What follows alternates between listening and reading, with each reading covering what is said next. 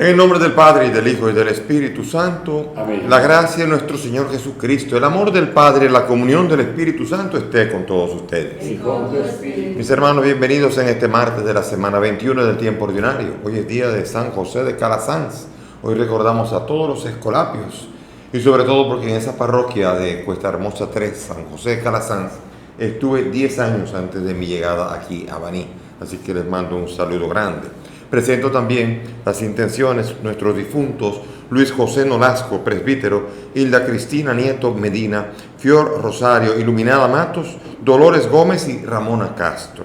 También a los enfermos por los que se pide oración, Margarita Reyes, Josefa López Trujillo, Pepi y Raquel Pantaleón. Con estas intenciones vamos ahora a presentarnos humildes ante el Señor y a reconocer ante Él y ante nuestros hermanos que somos pecadores.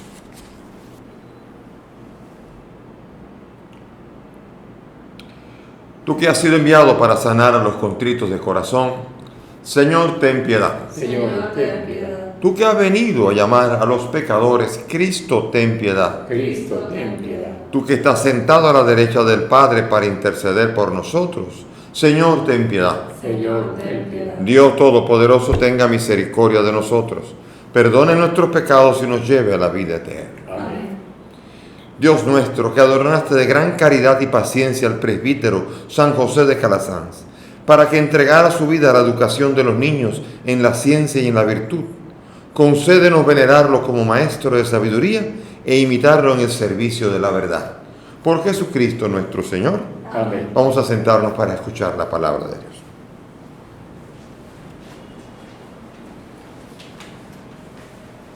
Lectura de la segunda carta del apóstol San Pablo a los tesalonicenses. Hermanos, os rogamos a propósito de la última venida de nuestro Señor Jesucristo y de nuestro encuentro con Él, que no perdáis fácilmente la cabeza ni os alarméis por supuestas revelaciones, dichos o cartas nuestras, como si afirmásemos que el día del Señor está encima.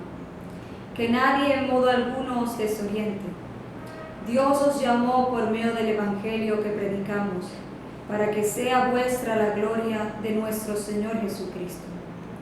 Así pues, hermanos, manteneos firmes y conservad las tradiciones que habéis aprendido de nosotros, de viva voz o por carta. Que Jesucristo nuestro Señor y Dios nuestro Padre, que nos ha amado tanto y nos ha regalado un consuelo permanente y una gran esperanza, os consuele internamente y os dé fuerza para toda clase de palabras y de obras buenas. Palabra de Dios. Te alabamos, Señor. Al Salmo vamos a responder: el Señor llega a regir la tierra. El Señor llega a regir la tierra. Decid a los pueblos: el Señor es Rey. Él afianzó el orbe y no se moverá. Él gobierna a los pueblos rectamente. El Señor llega a regir la tierra. Alégrese el cielo, goce la tierra. Retumbe el mar y cuanto lo llena. Victoren los campos y cuanto hay en ellos. El Señor llega a regir la tierra. Aclamen los árboles del bosque, delante del Señor que ya llega a regir la tierra. Regirá el orbe con justicia y los pueblos con fidelidad. El Señor llega a regir la tierra. Aleluya, aleluya, aleluya. El Señor esté con ustedes. Y con tu espíritu. Lectura del Santo Evangelio según San Mateo. Gloria a ti, Señor. En aquel tiempo habló Jesús diciendo: ay de ustedes, letrados y fariseos hipócritas, que pagan el diezmo de la menta, del anís y del comino, y descuidan lo más grave de la ley, el derecho, la compasión y la sinceridad. Esto es lo que habría que practicar, aunque sin descuidar aquello. Guías ciegos, que filtran el mosquito y se tragan el camello. Ay de ustedes, letrados y fariseos hipócritas, que limpian por fuera la copa y el plato, mientras por dentro están rebosando de robo y desenfreno. fariseo ciego. Limpia primero la copa por dentro, y así quedará limpia también por fuera. Palabra del Señor. Gloria a ti, Señor Jesús. Siéntense, mis hermanos. Las lecturas de hoy son muy ricas. La primera lectura tiene mucho que ver con lo que se llamaría la parusía, la venida del Señor. Todos nosotros hemos oído, ¿no?, esa frase: arrepiéntete, Cristo viene ya. Eso causa como una especie de miedo, y son muchas las iglesias que han metido esa misma realidad de la que está hablando San Pablo aquí, la han metido en las iglesias. ¿Cuánta gente se ha metido por miedo?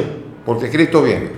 Entonces vemos nosotros que cuando hay un coronavirus, cuando hay un terremoto, cuando hay cualquier cosa, cuando hay cualquier calamidad, los que quieren atraer personas a su iglesia los atraen con dichos como este, como una presentación de la parusía, y cuando hay una situación muy difícil quieren hacer sentir a la gente que se está acabando el mundo para que acaben de llegar a la iglesia. Después vienen las decepciones, porque mucha de esta gente después se va cuando dice: pero no viene, tarda mucho para llegar, y se van entonces, porque realmente se decepciona y hay un engaño en todo esto. También cuando viene Cristo hay una congregación, una iglesia, la iglesia de los adventistas. Elena White, que fue la fundadora, primero predijo una fecha de la venida de Jesucristo, creo que más o menos en 1914. Dijo que llegaba Jesucristo. Pasó en 1914, Jesucristo no llegó. Y dijo que había habido un error de cálculo, que era 1918. Llegó en 1918, no llegó. Entonces dejaron desde ahí de predecir cuándo venía Cristo, pero le llamaban de una manera semi-jocosa los adventistas, o sea, los que dicen que el adviento del Señor, que viene el Señor. Esto es peligroso, y esto ocurrió ya en el tiempo de San Pablo. San Pablo escribió la primera carta a los tesalonicenses, era para animar a los que estaban en Tesalónica, los cristianos de Tesalónica, que de repente habían experimentado, habían creído que Jesucristo vendría y que iba a encontrar a todo el mundo vivo. Pero pasó el tiempo, comenzaron a morir, y la pregunta que le hacen a Pablo: ¿y qué será de los que han muerto ya? Y Pablo va a decir: espérese, vamos a ver. No es que viene de una manera inminente, y lo dice aquí. Aquí la lectura es ese momento en que dice: hermanos, les rogamos que, a propósito de la última venida del Señor Jesucristo y de nuestro encuentro, que no pierdan fácilmente la cabeza ni se alarmen por supuestas revelaciones, dichos o cartas nuestras, como si afirmásemos que el día del Señor está encima. El mismo Pablo nos dice: calma, Él vendrá, pero no está encima ahora. ¿Y qué tan cierto a casi 2000 años de esto? Entender que es así. No estaba encima. A lo mejor está encima, viene mañana, es posible, pero también es posible que no. ¿Por qué? Porque es el mismo Jesús en el Evangelio que dice que el día y la hora no lo sabe nadie, solo el Padre que está en el cielo, ni siquiera el Hijo del Hombre. Él, en su naturaleza humana, no era capaz de saber cuándo vendría. Él sabía que vendría y anuncia que vendrá. Lo anuncian después los ángeles cuando la ascensión, y le dicen a los apóstoles: este que vieron subir, ese vendrá. Un día llegará, pero no podemos vivir en el llegará. Fíjense cómo termina aquí: manténganse firmes y conserven las tradiciones que han aprendido de viva voz o por carta, y se consuelen internamente y les dé fuerza para toda clase de obras buenas. Comiencen a hacer cosas buenas. El que no trabaje, que no coma, dice San Pablo a los tesalonicenses, porque hay algunos que dejaron de comer pensando: si ya viene, no hay que seguir trabajando. ¿Por qué? Porque ya viene. Y Pablo dice: así, pues no coma entonces, si está tan seguro de que... Y era una manera tan absurda de contrarrestar esta idea tan tonta y tan aislada. Manténganse firmes y conserven las tradiciones que han recibido de nosotros. Para los hermanos separados que ofenden tanto a los católicos por las tradiciones, dice: de viva voz o por carta. O sea, la revelación y la tradición de la iglesia viene o por la escritura o por viva voz de parte de los sumos pontífices, de los sucesores de Pedro. Y a través de la historia hemos visto que está la revelación que va ayudándonos a nosotros a seguir mejor a Cristo. Cuando Cristo critica las tradiciones, habla de las tradiciones de lavarse las manos, de lavar las vasijas, tradiciones que asumieron los judíos. Pero Jesucristo no está en contra de la tradición apostólica, que es la gran riqueza que hace que la iglesia se mantenga viva por más de 2000 años, como lo ha hecho hasta el día de hoy. Esa es la belleza de las tradiciones de las cuales Pablo como apóstol también es portador. Y lo serán también todos los sucesores que, utilizando las cartas por escrito de los apóstoles o por viva voz, van a seguir anunciando y ayudando al pueblo de Dios a seguir buscando realizar toda obra buena para esperar la venida del Señor cuando llegue.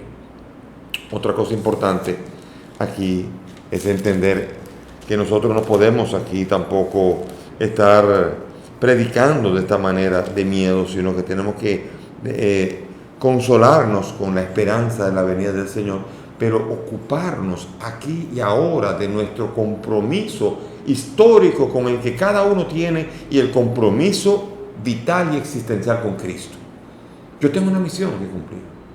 Yo no puedo pasarme el resto de mis días simplemente así esperando que venga Cristo.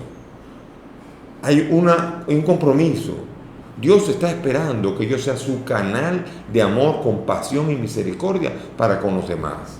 De hecho, si no existe, no sirve de nada estar con los brazos levantados esperando algo que ni siquiera te va a servir para nada. Si no te ocupas de las obras buenas ahora, para que cuando llegue Cristo entonces pueda gozar de esa plenitud que traerá cuando venga al fin del tiempo. Y en el Evangelio todavía es más interesante todavía. Aquí los fariseos comienzan a enseñar, comienzan a hablar y se limitan a las cosas obligatorias. Dice, ustedes pagan el diezmo de la menta, del anís, del comino. Pagan el diezmo, hipócritas. De eso es lo que se ocupan, porque esos son los cuartos que ustedes reciben, ¿verdad? Esto es lo que ustedes están buscando, el diezmo. El diezmo, y aquí vamos a aclarar un poco los orígenes del diezmo. Viene del profeta Malaquías, que anuncia que había que darle a los de la tribu de Leví, había que darles el 10%, acuérdense que eran 12 tribus, y 11 tribus tenían que sacar el 10% para sostener a los de la tribu de Leví, que son los sacerdotes, que no podían tener tierra. Y tenían que vivir de algo porque no tenían tierra para cultivar. Es decir, habían renunciado para poder vivir del culto, y entonces el resto del pueblo de Dios tenía obligación, el diezmo era una obligación de pagar para poder sostener a la comunidad sacerdotal de Leví. Pero eso acabó. Y hoy día hay iglesias que le llaman diezmo a lo que quieren recibir de parte de la gente. Y hay una diferencia grande entre diezmo y ofrenda. El diezmo es obligatorio, es el 10% a la tribu de Leví, a los sacerdotes, para mantener el culto. La ofrenda se da generosamente conforme a la libertad, que es lo que está hablando San Pablo en la segunda carta de los Corintios, en el capítulo 9, que Dios premia al que da con alegría en el corazón.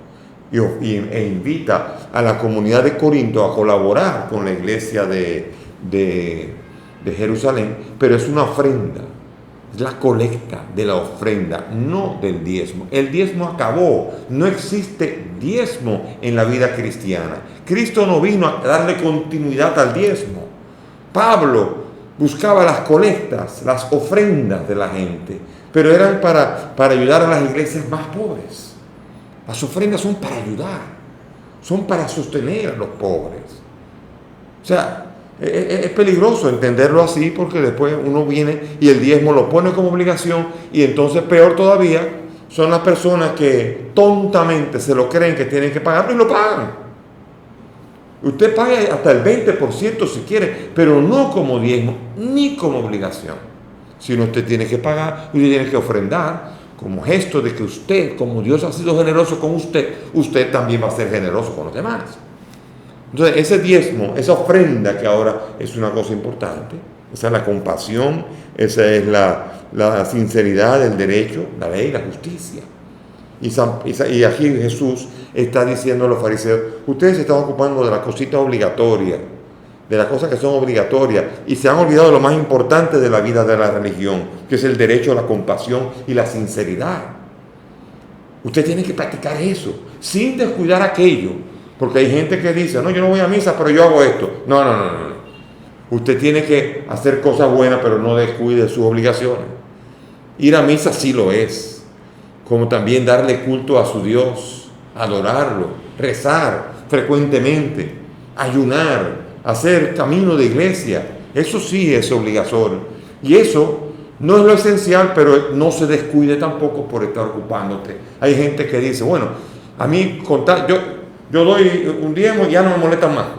Ya puedo no ir a misa. No, o sea, Jesús mismo está diciendo, las dos cosas son importantes.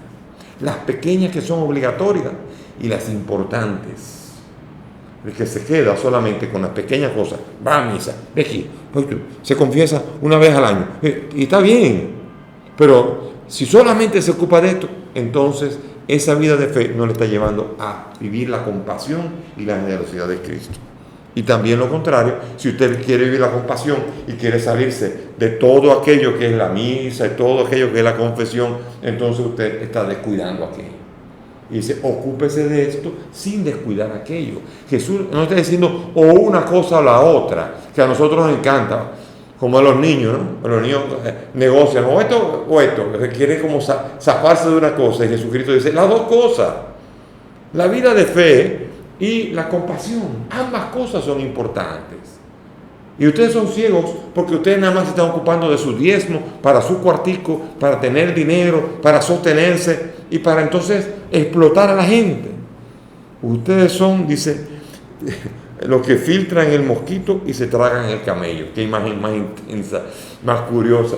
El que quiere colar un mosquito y después se traga el camello significa lo esencial, ustedes se lo pasan por alto y entonces se ocupan de los mosquitos, de la cosita, que son importantes. Pero aquí, cuidado con el que diga que el mosquito, colar el mosquito no es importante. Importante es cuidado con que uno quiera olvidarse de lo esencial de la vida de fe, que es la sinceridad, la compasión, el amor. Y si no nos distingue esto, ¿quién nos va a creer? ¿Quién nos puede creer? Y la sinceridad se tiene que hacer buscando auténticamente una religión que limpie por dentro primero. Jesucristo en una gran cantidad de sitios nos dice, limpien por dentro. Y quien está limpio por dentro, ya está limpio por fuera.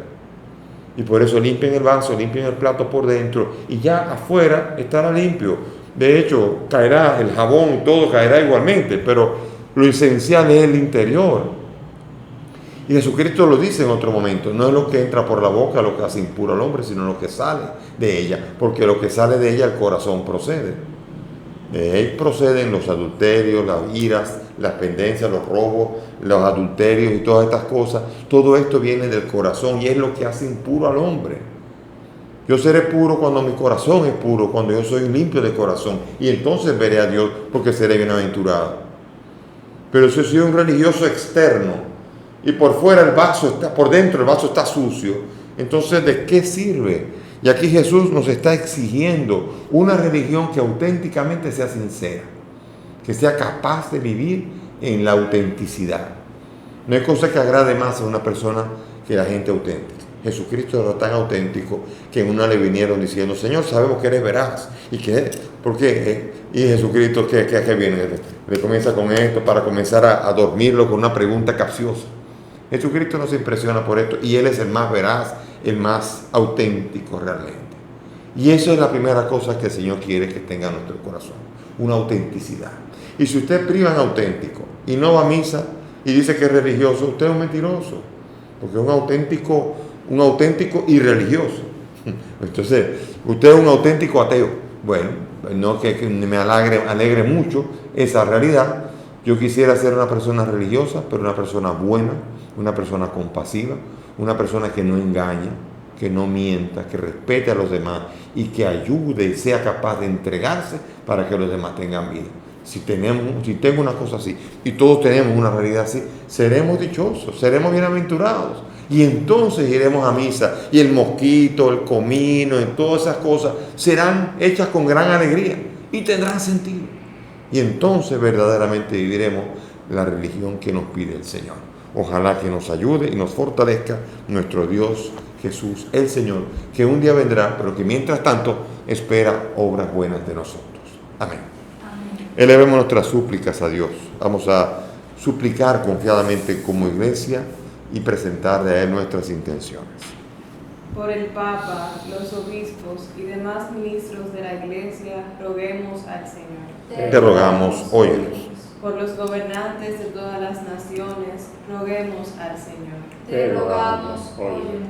Por los emigrantes, los desterrados, los presos, roguemos al Señor. Te rogamos, óyenos. Por nosotros, nuestras familias, amigos y bienhechores, roguemos al Señor. Te rogamos, óyenos.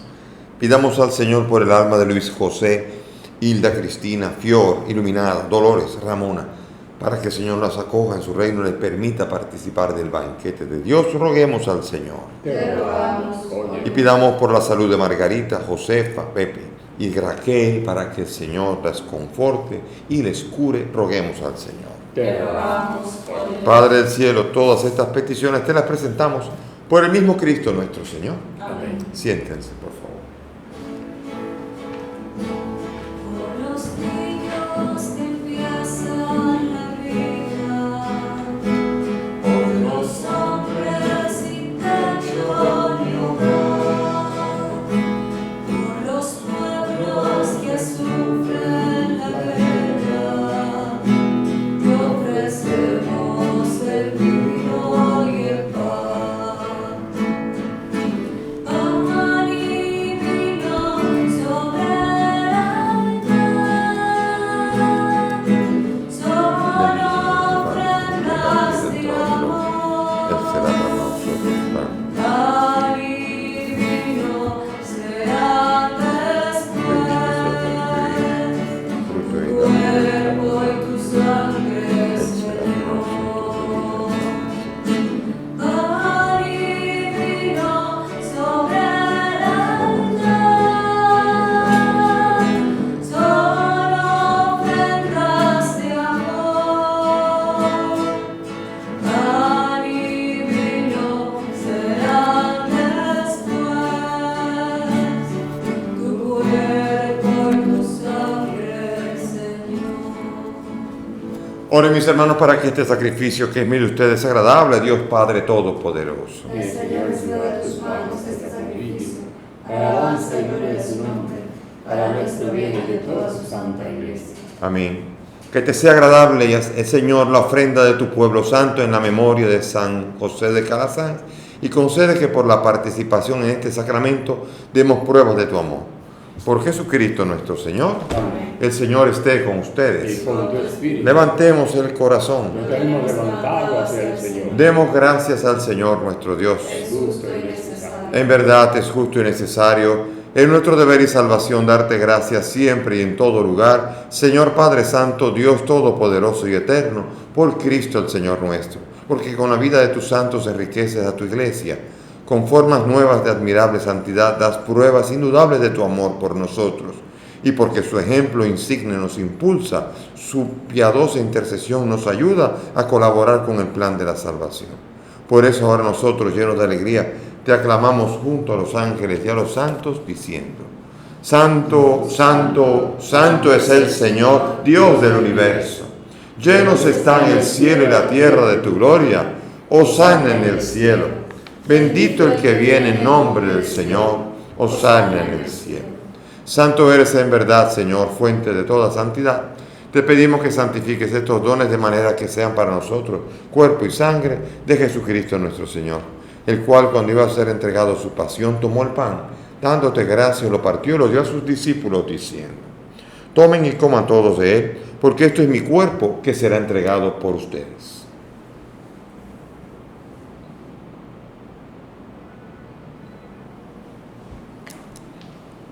Del mismo modo, acabada la cena, tomó el cáliz, dando gracias de nuevo, lo pasó a sus discípulos, diciendo: Tomen y beban todos de él, porque este es el cáliz de mi sangre, sangre de la alianza nueva y eterna, que será derramada por ustedes y por muchos para el perdón de los pecados.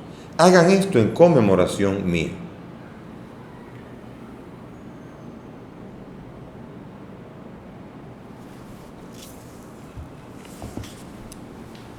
Este es el sacramento de nuestra fe. Anunciamos tu muerte, proclamamos tu resurrección. Ven, Señor Jesús. Así, Padre, al celebrar el memorial de la muerte y resurrección de tu Hijo, te ofrecemos el pan de vida y el cáliz de salvación.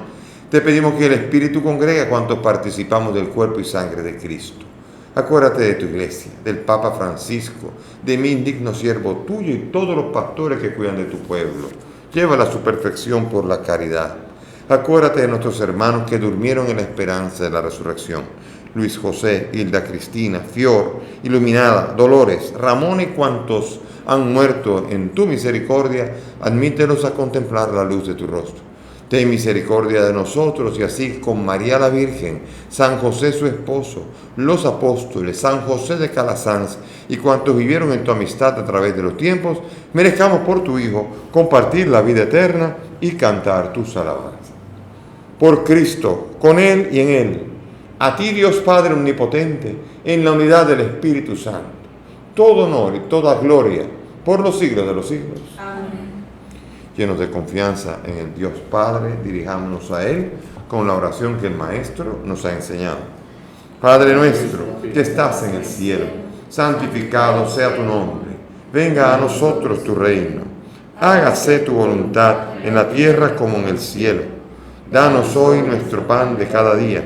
Perdona nuestras ofensas, como también nosotros perdonamos a los que nos ofenden. No nos dejes caer en la tentación y líbranos del mal.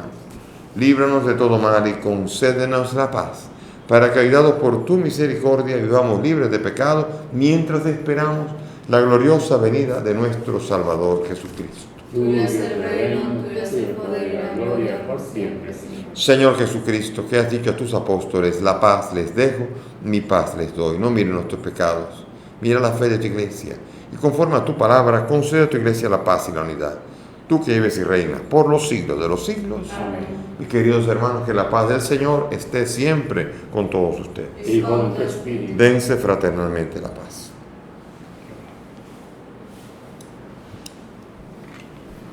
Cordero de Dios, que quitas el pecado del mundo. Ten piedad de nosotros. Cordero de Dios, que quitas el pecado del mundo. Ten piedad de nosotros. Cordero de Dios, que quitas el pecado del mundo. Danos la paz.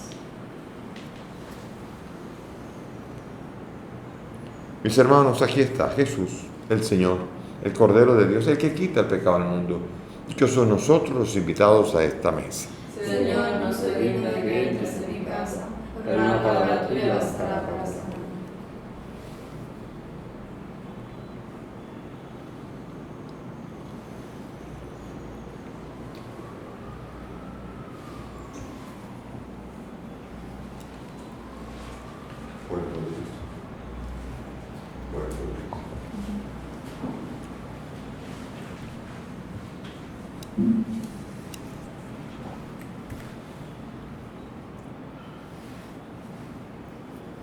Vamos ahora a hacer la fórmula de comunión espiritual. Unámonos a este misterio celebrado aquí hoy. Vamos ahora a rezar. Creo, Jesús mío, que estás real y verdaderamente en el cielo y en el santísimo sacramento del altar. Te amo sobre todas las cosas y deseo vivamente recibirte en mi alma. Pero como ahora no puedo recibirte sacramentado, ven al menos espiritualmente a mi corazón.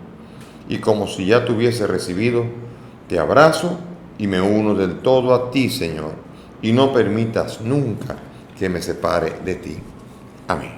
Amén.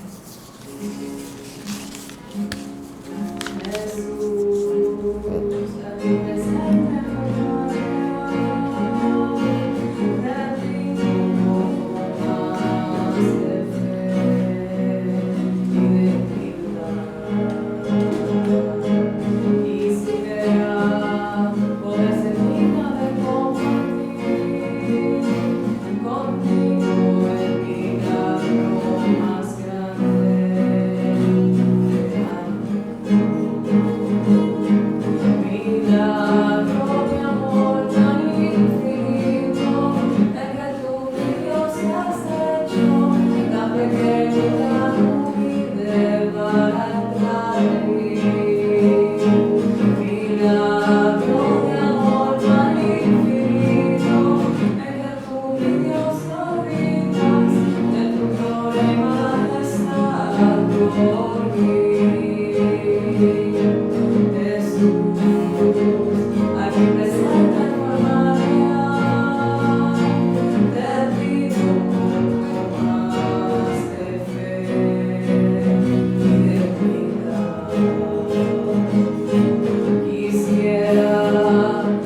ser digno de compartir contigo el milagro más grande de amor. Milagro de amor tan infinito, en que tú, mi Dios, te has hecho tan pequeña, tan humilde para entrar en mí. Milagro de amor tan infinito, en que tú, mi Dios, te olvidas de tu gloria y majestad por mí.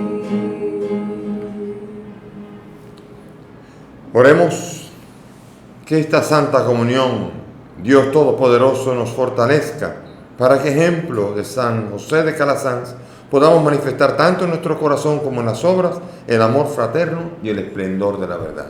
Por Jesucristo nuestro Señor. Amén. Gracias por la presencia de todos aquí.